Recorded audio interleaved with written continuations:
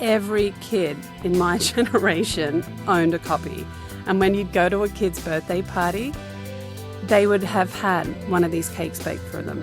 Part of the joy of it was like, what are you choosing on the playground? Like, are you getting the pool cake?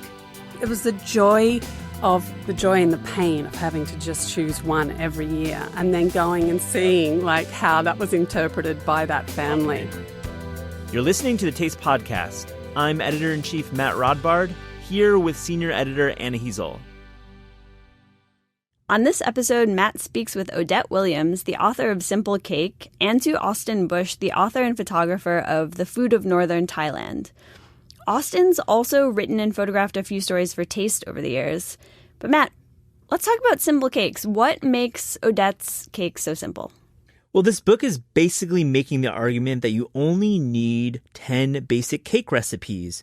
Odette shows you how to mix and match these base recipes with toppings and decorations, whether you're making a decorated birthday cake or just sprinkling some powdered sugar on top and snacking on the cake while it's still warm. We've all done that, Anna. We have. It's great. You need a good snacking cake every once in a while. Gotta go for the snacking cake, yeah. And Austin, of course, we love Austin. He's written for Taste. He's the photographer of the Pok Pok Cookbooks by Andy Ricker. Yeah, stick around for the Austin Bush interview. Austin has lived in Thailand for almost 20 years. He speaks the language. He's traveled extensively through the region. And I think I've gone on the record, and if not, here we are on the record. I'm going to say The Food of Northern Thailand is my favorite cookbook of 2018. It is remarkable. You need to buy it. I love it. It's a good one. In the meantime, here's Matt with Odette Williams.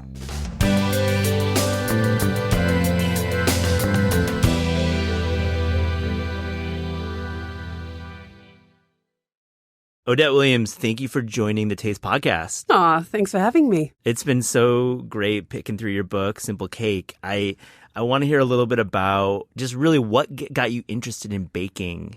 Well, I would say what got me baking really was the fact that when I was growing up in my household, there was nothing sweet. So I was like out of desperation. I would come home from school and I didn't want a Vegemite sandwich. So we have to talk about that. So continue. Yeah, we have to get back to the Vegemite. Yeah. And so I would be like rummaging around for something sweet and there wouldn't be anything. And so I somehow managed to figure out how to make cake batter. And so I would just make the cake batter and I'd just eat it. I wouldn't even bake the cake. You were like before cake batter was a flavor of ice cream. Yeah. And that's so cool. Yeah, exactly. And because in Australia, you didn't have all those crazy ice cream flavors or cake flavors. It was like, and then I got so good at it that I just like managed to even scale a batter. So if I just wanted like, a cup of batter for afternoon tea, I'd just be able to make it, eat it. And so I think that I just had like this, it was the simple ingredients that were on hand at home that I could access that then kind of led me to cake. And you were crafty too. Yeah, I must have. Yeah, because the only other sweet thing in the house was vitamin C. So, I was like, all right. So tell me, growing up in Sydney or in Australia, you grew up in Sydney? I kind of grew up all around Australia. I was born in Newcastle, which is like 2 hours north of Sydney. And then we moved to Canberra, and then we went to the West Coast for 4 years, and then back to Sydney. Ended up in Sydney. The most of my life. Tell me, what was it like growing up? I want to know what dessert is like in Australia. I find it really fascinating. I've traveled there and I've had great desserts there and pastries, but you've got obviously a very strong British influence. Yeah. But you also have proximity to the tropics. So you've got tropical fruit and you've got a lot of, Asian inspiration. So what is it like there in terms of baking? I think that, Australia just has great food. Like the produce there is so good. I think it's like the equivalent of like your California. Sure, definitely. And I think also too, Australians love bread and do bread really well. So there's like a lot of bakeries, like a lot of independent bakeries that say bake their own bread, and then they'll offer like a small selection of sweet, baked goods and coffee. So, and there's definitely the English influence. Like they're much more, I think, aligned to like what is like the tea cake or a Devonshire tea. And it's like, I think that with Southeast Asia, I mean, you get like all that yummy stuff that isn't so much baking, but you get all the sweet rice puddings and the coconut milk and I think also with fruit, you kind of get the pavlova and you get all those like amazing fruits like passion fruit, which is like, it costs a fortune to get here. I mean, and that's something that we've only been doing in the States for like a decade or a decade and a half, but it's been in Australia for much longer, it seems. Yeah. I mean, that was the dessert of everyone's childhood, really. At Christmas time, you know, you would make the pavlova, you'd have the whipped cream, you'd have all the, you know, the fruits on top. God, pavlova is such an underrated cake. It really is. And actually, Kelly, my editor, and I, when we were like really narrowing down the 10 cakes, I really advocated, I think we've got to have a meringue in there because it's a true celebration cake. You know? So I want to get into the format of simple cake because it's really smart and I've not seen it before. So you've got 10 base cakes and you've got 15 toppings and you can interchange everything. Explain how this works. Yeah. Well, I guess the concept really is if you know these few things, you know a lot. You have like a great arsenal and none of them are particularly complicated. And I think that once you get familiar with that recipe, it becomes like a lifetime friend. So you can turn to it and know what it's going to be and know you can do it.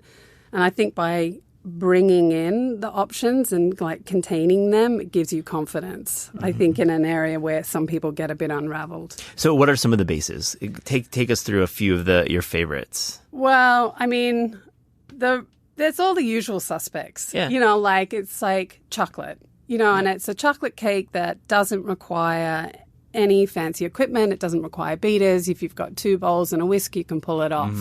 And it's got like some serious shelf life. And it's also, I think, like a lot of the recipes in the book, it's got wiggle room for people to, you know, maybe not get things so precise. Like, for instance, if you're using the flour, you could interchange it. You know, if you looked in the pantry and you only had all-purpose or you had cake flour, it's still going to work. Oh, that's good to know. And tell me, with chocolate cake, what are some of the toppings that we can put on there? Oh, my God. Where do I begin? I know.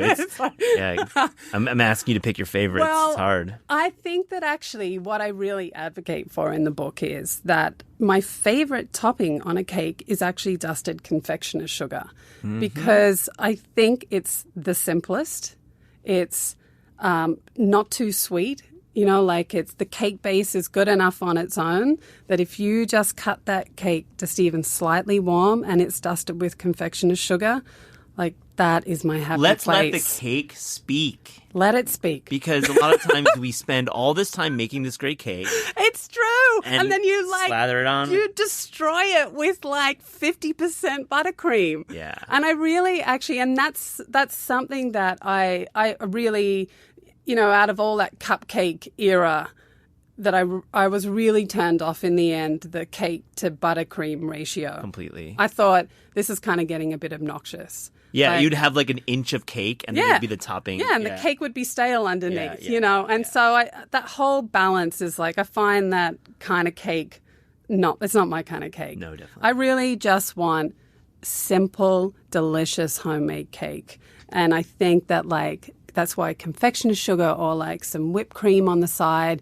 And I'm 100% behind like cutting it warm, like not even waiting for it to cool. Because that's the thing, when you put on buttercream and other things, you got to wait for it to cool. And look, I know I'm boo-hooing the buttercream, but I do actually have a really good buttercream. I'm sure you do. I have a good buttercream recipe in there that's got some mascarpone in there to like cut through the sweetness. I like your style. Give us a few more of these fundamental cake bases that we're going to cook through in simple cake. All right. Well, there's a vanilla, of course, because vanilla is like the queen of like flavors in baking. And then there is a really lovely milk and honey cake, which is kind of not your typical honey cake. Honey cake is usually like super sweet, pretty rich. And so I've kind of like thrown in some buttermilk to kind of cut through it. Yeah, sure. So it's just light and lovely and fluffy.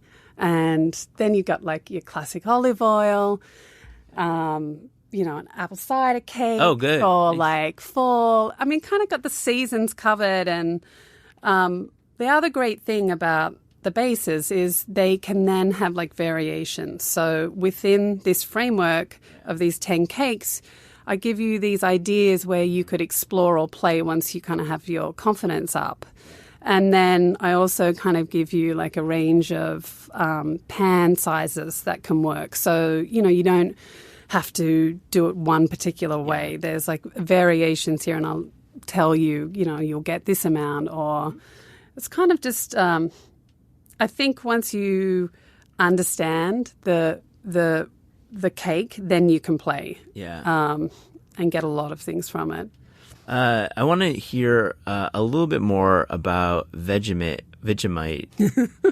So, listener, I'm not going to forget about that question. It will be the last question. But I want to hear about Weekly Children's Birthday Cake Book, this iconic Australian children's book that inspired you. I looked at it on Amazon. It was published in 2004. Is that true, or was that a reprint? No, that's a reprint. I think it was published probably in 1980. Oh, that's why it looks so cool. Yeah, it's like it's got retro now. It looks awesome. It's never gone out of fashion in Australia. It's like it's still like probably the most sold cookbook in Australia.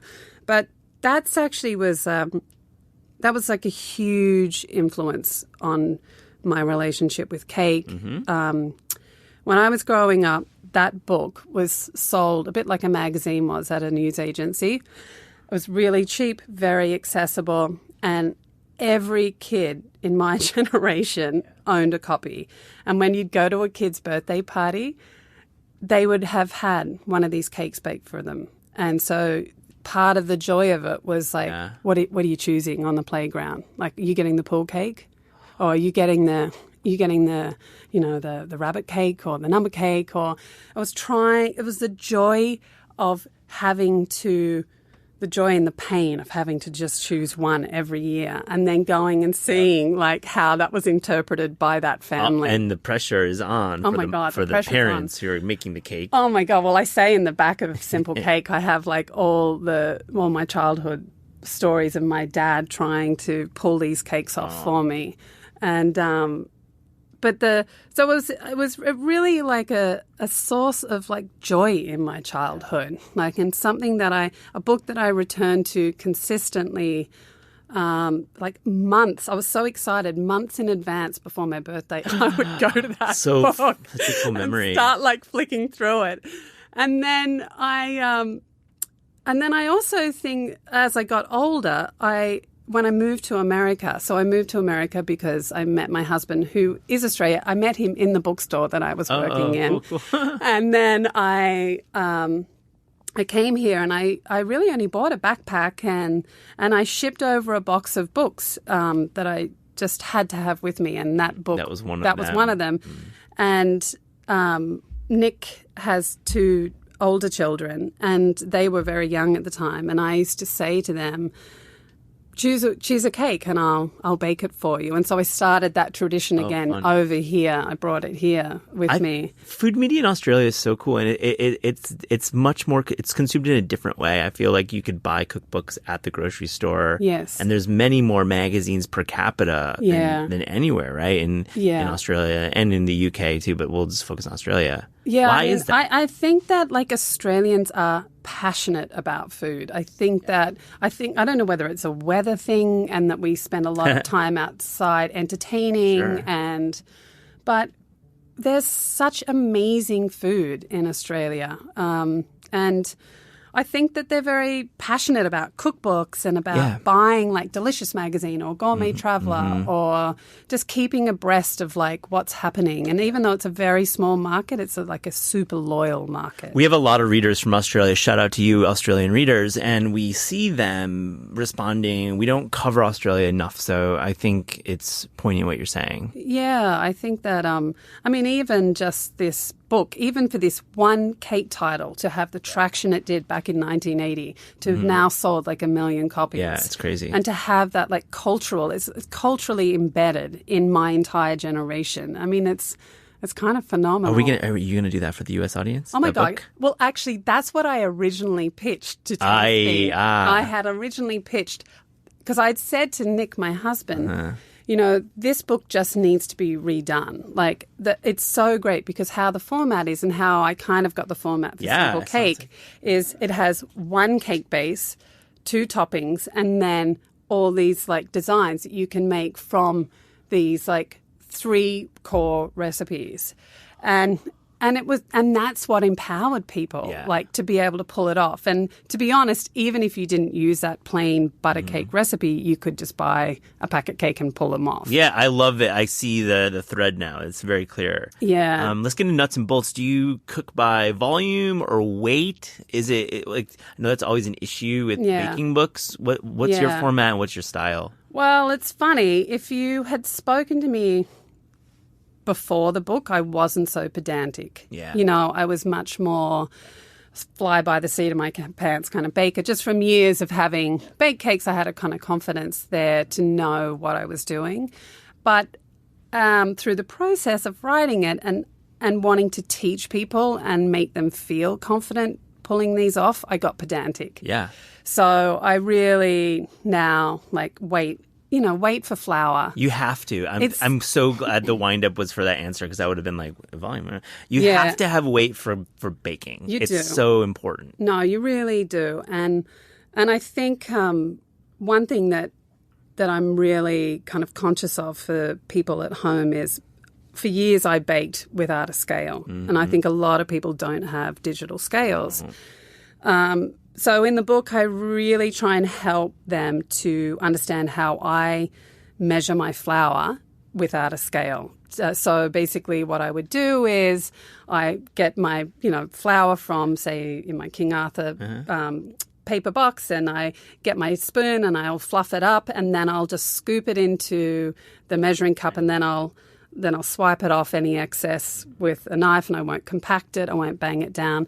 And if I do it like that, so you guys listening at home, this is how you do it. Because this is actually really important. It's so important. If you do it like this, you won't overpack your measuring cup with flour. And that honestly is like the biggest downfall to how cakes go wrong. If they have too much flour, then they end up being like dry and dense, and they won't have enough liquid in them. And so, that method of where I know that this has been really popular in the past, but where you get your measuring cup and you scoop it in the flour box. For cakes, I don't think that works. It's too heavy-handed. We as home cooks pack everything in because we assume more is better. Yeah, no. But that's not the case with pastry. No. For these cakes in Simple Cake anyway, I'm going to say better to err on the side of having a little less flour in. You might have to add a couple more minutes onto your bake time because there's maybe a little bit more liquid in the cake, but you just don't want to do that. So if you just measure out your flour, and if you don't have a baking scale, but that's like the way to do it. It's the worst case scenario because honestly, buy a digital scale. They cost literally $17 on Amazon. There's a really good one. Yeah. We've written about it on Taste. We have a great article about buying a digital scale. And if you're baking cakes, it just makes your life so much. It's just easier to use. It really is. And look, don't be intimidated by the tar button as well. I think that's why also people stop because they just not even quite sure how to use a digital scale. I think it's like it's like riding a bicycle. Mm-hmm. Or actually, but riding a bicycle is so much harder. It's like literally 3 times you use the tar button. Yeah. Which is basically leveling off your weight. So if you're doing putting multiple components, it levels. So you're not over measuring. But once you do it 3 times. Yeah, you've got it. You have it. And I even think, guys, that even if you measure it out once, then you visually have seen what a cup of flour looks like. It's in your memory. It's in your muscle memory about, and that's with all of the cakes, actually, as you go through them. Once you do it once, then you'll become fluid with it and you'll go, this batter today looks a little thick. I'm going to add, a tablespoon more milk to it. Or, you get to know the consistency or the measures, or you'll think, oh, God damn it, I didn't pour my butter out early enough. It's too cold. I'll just beat it in, the beater for like 5 more minutes and, get it softer. Yep. You'll figure out the tricks. And I think you use the word habit and getting used to these kind of ideas of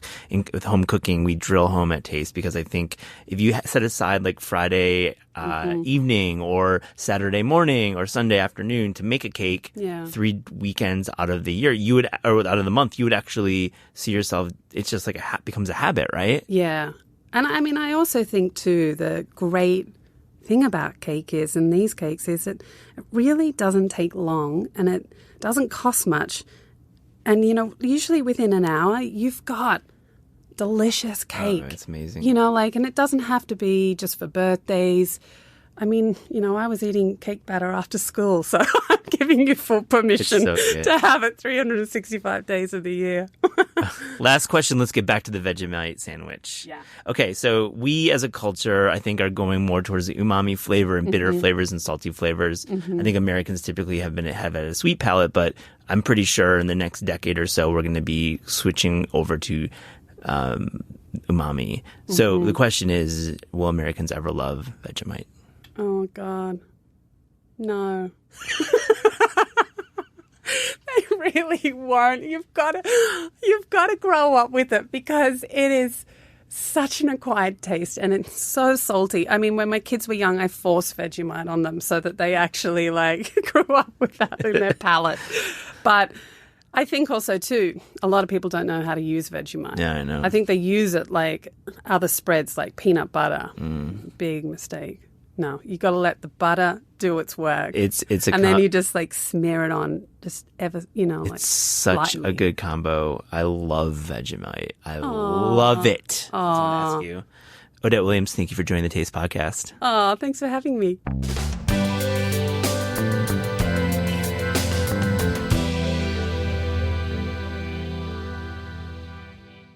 Here's Matt speaking with photographer and author Austin Bush. Austin Bush, welcome to the Taste Podcast. Thank you, Matt. I've followed your work through many of Andy Ricker's books to start. Pok Pok. Yeah. Pok Pok Drinking Food. Yep. And then, holy shit, I received your book. And I'm like, this book is very different, and I love it. So congratulations on it. Thank you. That's also not fair because I haven't seen the book yet, but I'm glad you liked it. No, your book, Food of Northern Thailand. Oh, my book. Sorry. I thought you were talking about Andy's new book. No, your book, The Food of Northern Thailand. Okay. I know you have another book that we'll talk about later, that Sure. A Pok Pok Noodles book. But no, your book, The Food of Northern Thailand, I must say, I've said this, I think, on the podcast, but it's probably my favorite cookbook of 2018. That's awesome to hear. Thanks a lot, man. You're welcome. It's true. What I like about it is it blends your just incredible eye for reportage photography and your talents with this deep research and interest in the cuisine and the people. So I wanted to ask you, first off, tell me a little bit about your life, because I think it's really fascinating how you've lived in Thailand for so long. So how did you get into this? Tell me a little bit more about it. Yeah. So I've been in Thailand a long time now, 20 years. Which is kind of crazy because when I was younger, I really had no interest in Asia. I hadn't spent any time there. It was kind of coincidental. I got a scholarship to go to Laos and Thailand when I was like a junior in college. And that was my first time there. I just found it kind of interesting. And then when I went back to school, my last year, I was studying at U of O, University of Oregon. I saw that they had Thai as a topic, and I took Thai for a year there. The language of Thai language. Yeah, the language. And it was really intense. We had 4 or 5 teachers. They were very enthusiastic. I think I learned to read and write Thai in 2 weeks or something like that. And liked it. I've always liked languages. And at the end of that year, I got a scholarship to study Thai at Chiang Mai University in northern Thailand. And I basically have been there since then. Wow. So you started in Thailand as a student. Yeah. Were you working? What were your first jobs in Thailand? When that was one term studying Thai, and then when that was over, I did what a lot of people in Thailand do, which is a lot of foreigners in Thailand, which is teach English. So I did that for 3 or 4 years, which was cool, but I never meant to become a professional teacher. But it's cool because, you get lots of long holidays. And I was always kind of interested in writing photography and food and things like that. So I would get a long holiday and go to Cambodia, take a camera and eat a bunch of weird stuff. Or I would go to Vietnam, or I would go to Laos, and did a lot of travel over that period. And I think that kind of kick-started my interest in food and in that region. So you were always shooting? You always had a camera in your hand? Yeah, just for fun. I never thought I would do it, for work or whatever. Yeah. But yeah, I've always sort of been interested in it. Okay. And I mean, you clearly made a jump though, because you aren't an amateur photographer. You have like a really clear style. You just know how to process. Where did you ever train as a photographer? No, not like I never studied photography in school or anything like that. But over the years, especially like early on, I was lucky enough to work as an assistant to a couple different photographers. One of the coolest times was this guy called Eric Vallee. He's a French photographer, and he's done articles in National Geographic. And one thing that he did was these, in southern Thailand, there's these caves where swiftlets, these little birds they create these nests, and they make them out of their saliva. And those, have you ever heard of this? I haven't heard of it. Bird nest soup? Yeah, I know that. I've heard it. Okay. Yeah, so it comes from basically hardened bird saliva. Yeah. And there's guys that climb in these caves and chip the nests away and then sell them at a really high price. Yeah, I've seen those. Andrew Zimmerman did a segment on that. Oh, once. did he? Yeah. Okay. Wow. So I got to work as an assistant to this photographer when he was doing that project, and it was amazing. It was really fun. And what's it smell like down in one of those caves? It's pretty gnarly. Yeah. I remember being at the mouth of one, and in sort of corresponding with him before this trip, he was like, "Have you done any rock climbing?" And I had done like a tiny bit at like a rock climbing gym or something like that. And he's like, we got at the mouth of this cave, and he's like, "Okay, just go." And I had to like belay myself down, which I was not entirely confident of doing. He had to show me how to do the knots and stuff like that. And I reached the bottom of this cave, and it was just like a mountain of bat shit. Just like, I mean, it was probably hundreds of feet high or something. So it looked like like a child's drawing of a volcano or something, but of bat shit. Wow, man. It was insane. Yeah, and it smelled pretty strong. What other stories were you assisting on before you actually went on your own? I think that's the only kind of big assisting thing I've done, but I've gone to like workshops here and there and stuff like that. Okay, so let's jump forward to your book. You wrote a story for Taste kind of about the process to create the Food of Northern Thailand. But the first thing you did was buy a truck. Yes. What was that all about? Well, I knew that I wanted to go deep and, go to sort of obscure places off the beaten track. And to do that, I knew, I'd have to have my own wheels. You can't really do that in public transportation. And I'd be carrying a bunch of photo equipment. And so, I just knew that was one of the first things I had to do. So I bought a truck, and I love cycling. So I was able to throw my bike in the back, and occasionally I would roll up somewhere and be able to go for a bike ride as well. Okay. So you kept all your gear, but you traveled around in this. You ended up buying a truck for how long?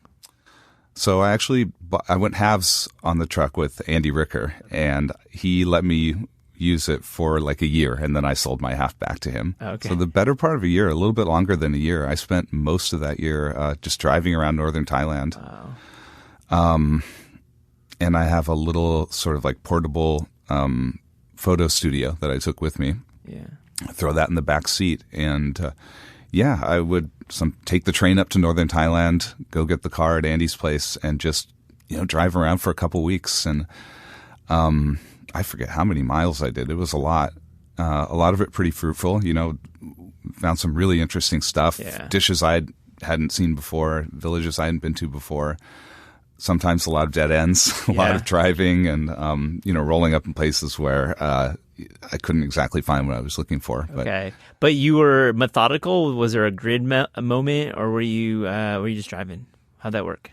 Kind of methodical. Yeah. Especially in the beginning, I wanted to be very sort of efficient about doing it. So I was relying on friends, parents of friends, restaurants that I was already familiar with, places I'd already been.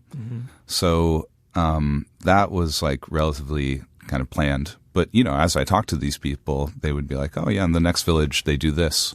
You should go check that out. Oh, I see. And, I'd follow that lead.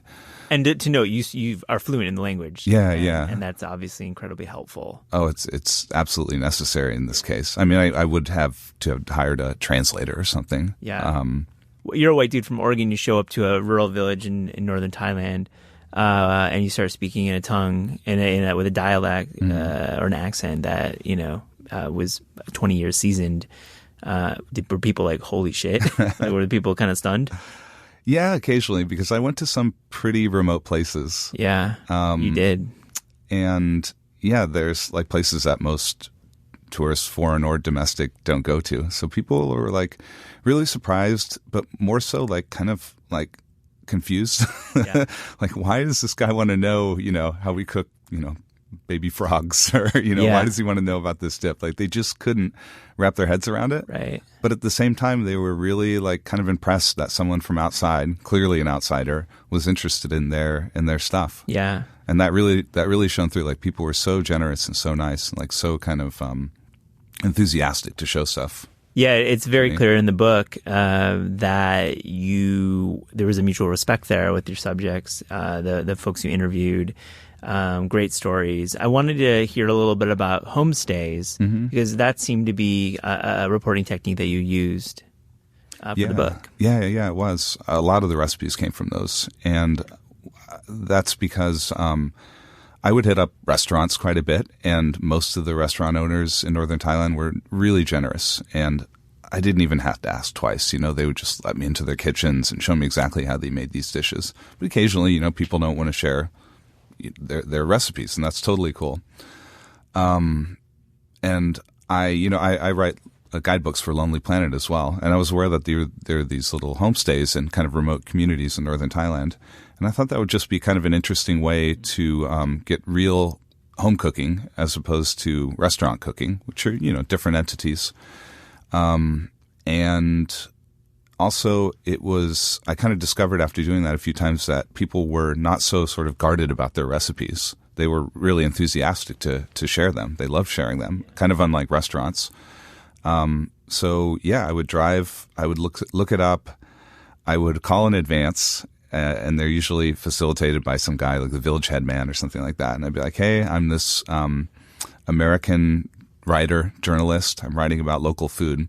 I've heard that you guys do this dish. I'd like to stay at the homestay, but could you put me with the family in the village that has the best reputation for cooking? What's a dish, for example? Just give one. Oh, God, what was? I mean, I stayed at a hill tribe homestay. So in northern Thailand, there's a lot of different people who are not necessarily Thai, and there are a lot of ethnic groups that are kind of grouped together known as hill tribes. Mm-hmm.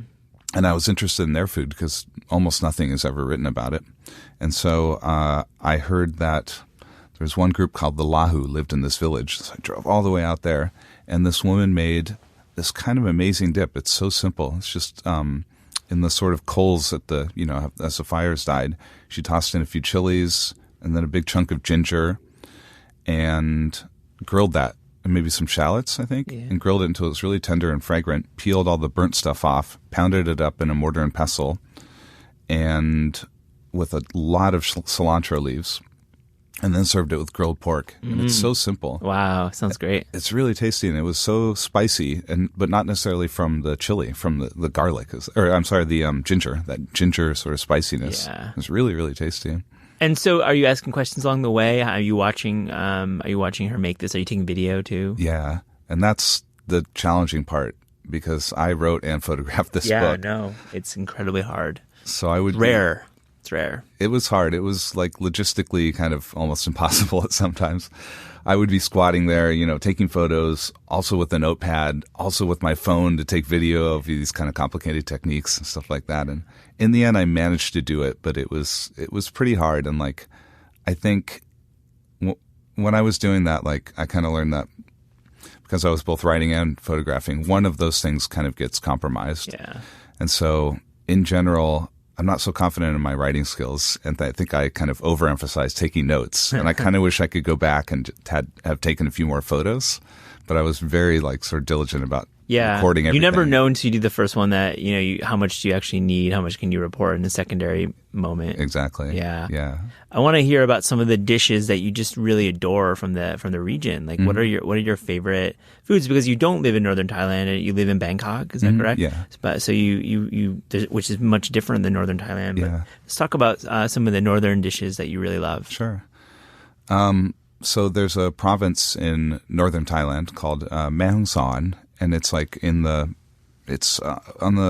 border with Myanmar, in kind of the northwesternmost corner of Thailand.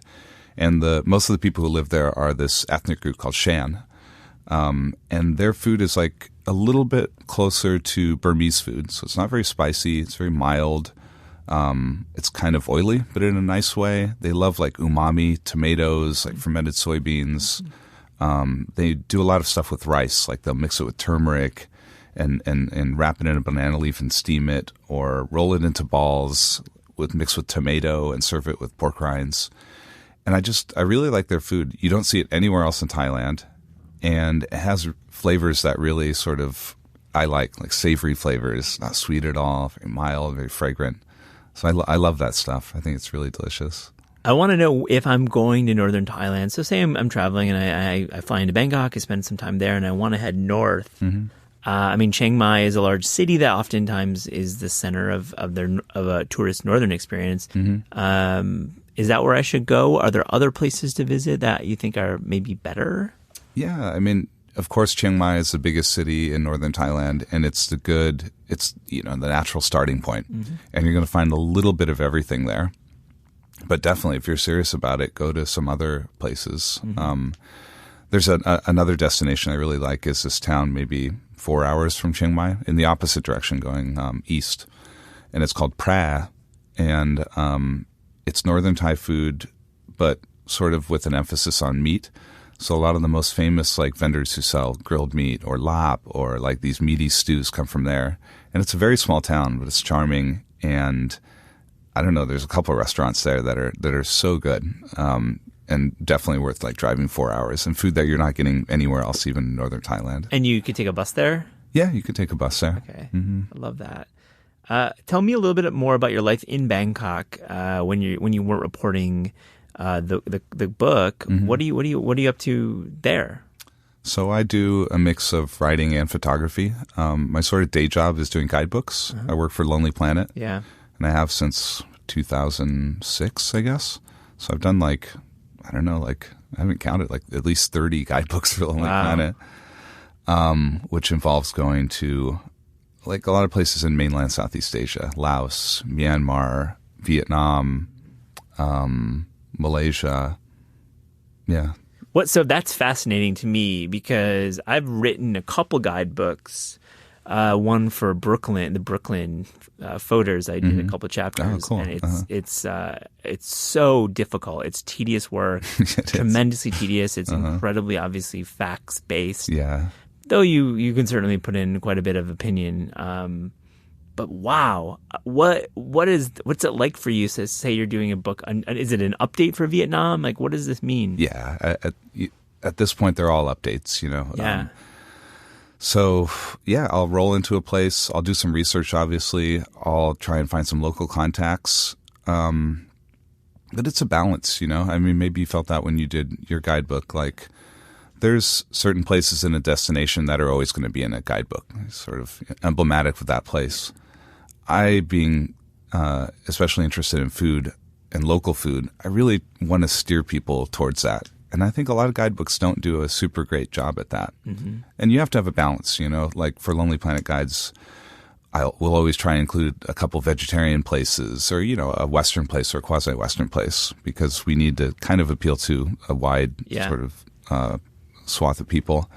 But in general, I try and make a huge effort to point people towards local food, which it can be hard and intimidating if you don't have a little bit of hand-holding, A lot of these places don't have English language signs or you can't communicate with the staff or whatever. So it must be gratifying to put in a small like just couple owners, tiny place into the Lonely Planet guidebook. Like, and you would hope that it would help their situation. It would increase their business, right? Oh, yeah. There's a restaurant in northern Thailand in this kind of like backpackery town called Pai, Pai. And this town is a huge destination for backpackers. You can get hamburgers there. You can get falafel, but you can't really get northern Thai food, oddly enough, except for this one place. And I've been eating there for years, and I wrote it up in the guidebook, and I did all these things to kind of draw people to it. Yeah, the little tricks. I did that myself. You just have to really, the language, you want to draw them in. Yeah. The special words. Yeah. So I did that, and I hadn't been there for a while and came back, and the lady recognized me, and she's like, "Oh my God, you're back." She's like, I'm so happy we get foreigners here every day. She's like, "Look, I got a new roof for my restaurant." Oh my gosh. That made me feel so good. That's such a good story. But the funny thing was, she's like, the restaurant was a bit cleaner, a bit tidier. She's like, "Look, we have an English language menu on the wall." And I looked, and they had these kind of like terrible pictures of the food. Oh no, yeah. Which, they were trying, but these kind of unclear pictures of the food. And then below it in English was, I don't know how to explain this. It wasn't the English language name of the dish, but rather like the transliteration. Yeah. So instead of saying pork rinds, it said kep mu, but in English words, So it really wasn't helping. It was anybody. just transliterating the Thai. It's more like point and eat at that point. Exactly. Right? Yeah. But whatever. I was so like kind of impressed by that, and that made me feel great. Like I love it when I can do that sort of thing. So what is on tap for you? What other guidebooks do you have lined up? And talk about maybe some other book projects you're working on your own. Yeah, sure. I'm in the middle of doing the Laos guide for Lonely Planet right now, which is cool because that's, I think, the very first guide I ever did. Yeah. And I haven't been back there too much. So since you actually did the guide, so what's the time frame? I think I was there in like 2009 or something. Oh, wow. So 10 years. Wow. I've been there a little bit off and on, but I haven't done a guidebook in a while. So it's kind of interesting to see the changes there. And Lao food is pretty similar to Thai food. And I love it. It's really, really delicious. Yeah. So that's fun.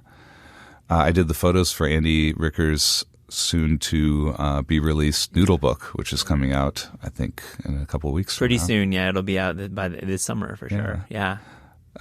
Which I haven't even seen yet. So I'm really looking forward to seeing that. Good.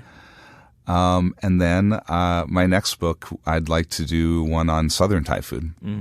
And I haven't signed a contract or anything, but I've been talking to my editor and my publishing company, and I think they like the idea. And the food of Southern Thailand? Yeah, that's it. Following the same format, same aesthetic, same look, but what is essentially like a really, really different cuisine. Yeah, and then you'll, of course, go to the islands too? Yeah. I've been to a couple already. Yeah. I wanted to put together a good proposal for them. So I did a few research trips. Oh, nice. I did an article for Saveur in the course of doing that. And I love it. Like, I love Northern Thai food, but I'm interested in kind of all foods. And Southern Thai food is just so like kind of, it's the spiciest Thai regional food. It's really, really full flavored. It's really salty. It's really like beautiful. Like Northern Thai food is delicious and amazing, but it's not very aesthetically pleasing. Yeah, sure. A lot of it's kind of brown or green. But in Southern Thailand, you get like bright yellow from all the turmeric, or red, or, this thing called satay, like stink beans that are bright green, and it's really colorful. Are you going to do the same thing? You're going to buy a truck I don't know. and drive down there? I guess so. I haven't worked that out yet. I'm just starting, but I think I might have to buy a car and just sort of park it down there. I'm really excited. I hope I can come on a research trip with you. Oh, man, you're welcome. Yeah.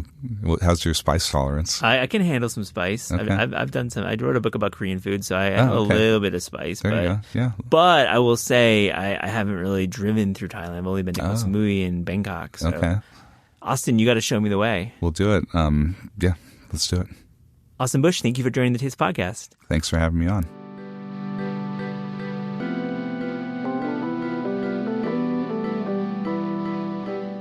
The Taste Podcast is hosted by Matt Rodbard and me, Anna Heasel. The show is produced by Gabrielle Lewis, studio recordings by Pat Stango, theme music by Steve Rydell. Interviews are recorded live at Books Are Magic in Cobble Hill, Brooklyn, and at Penguin Random House Studios in Manhattan. Visit Taste online at tastecooking.com. Thanks for listening.